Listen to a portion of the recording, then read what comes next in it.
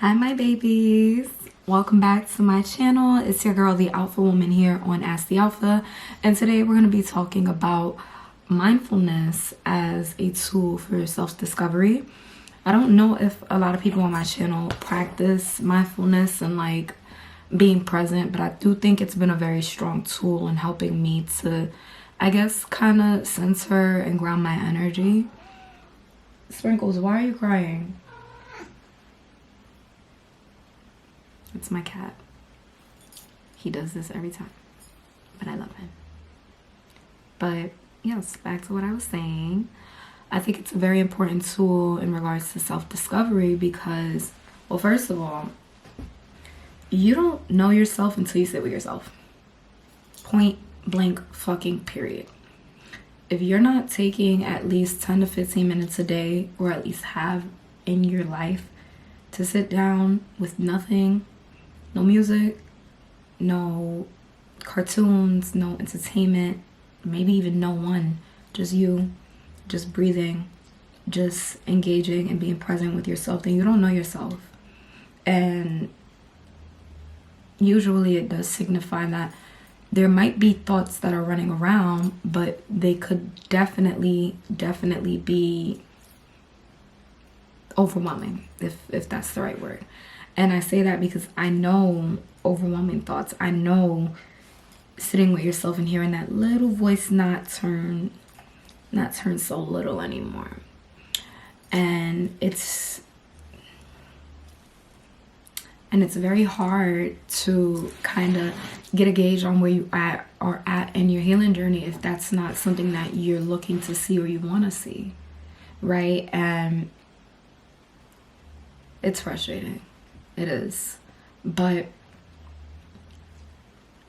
if you want to get to know yourself, that's where I would start. I'd start with 5 to 10 minutes a day of guided meditations.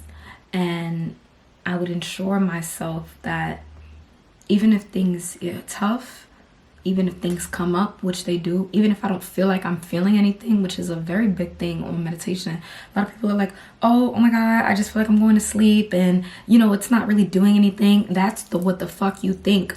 That's how it starts. And then you go and you do it long enough. Now all of a sudden, while you're yawning, you're seeing shit in your third eye.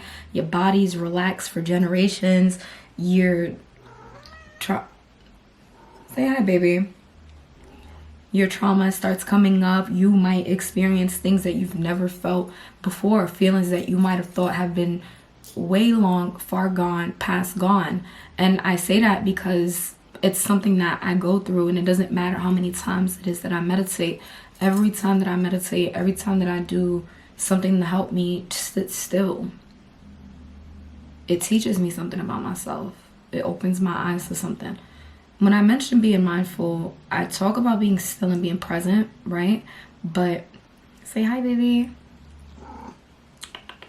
This is Mr. Sprinkles, you guys. I haven't given a proper introduction. I'm sorry. All right. I haven't given a proper introduction, but he was a stray outside, and I believe he was sent to me. I don't know how else to explain that. But if you guys do care and like animals, then please say hi, because he wants to be a klingatoid, and I call klingatoids people and babies and animals that don't know how to leave you alone. And I love it. Anywho, back to what I'm saying. So yeah, you could do anything to help you be mindful though. Whether that's like, if meditation is not your thing, you could sit in a tub.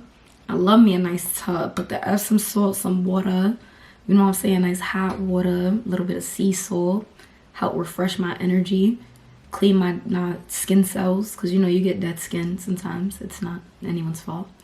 And just vibe in there, sit. I'm telling you, you think 5 minutes doesn't seem like a long time, but just 5 minutes a day can do so much for you long term. The same way how if you see somebody that be exercising, right? Say somebody want to lose weight, shit, or gain weight, get gains. It's less about how much you do in one day and more about how little you do over time and over the days. Taking 5 minutes a day to exercise will do more work for you than exercising once a week for 1 hour. I'm sorry, it just will. because you're gaining muscle memory. You're teaching yourself that you're safe, all of which are the same things that you get from being mindfulness or being mindful.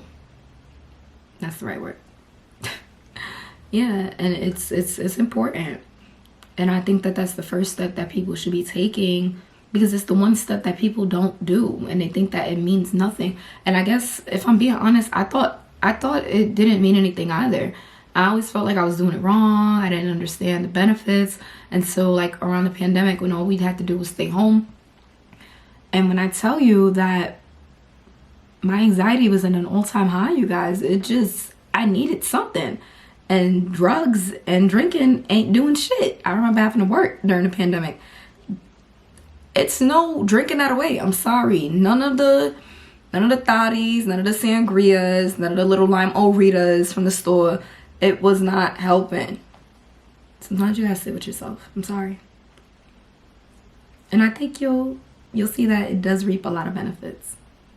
It definitely does. All right. That's the end of this video. I'll see you in the next one. Please, if you want to work with me, my website is down below in the description box. And I am going to be dropping some e-journals, self-guided books, and meditations, so that this way you guys can get on board with everything that I'm talking about. So hopefully it could be a little bit of a one-stop shop, because I want to help. That's the goal. Love you all. Bye for now.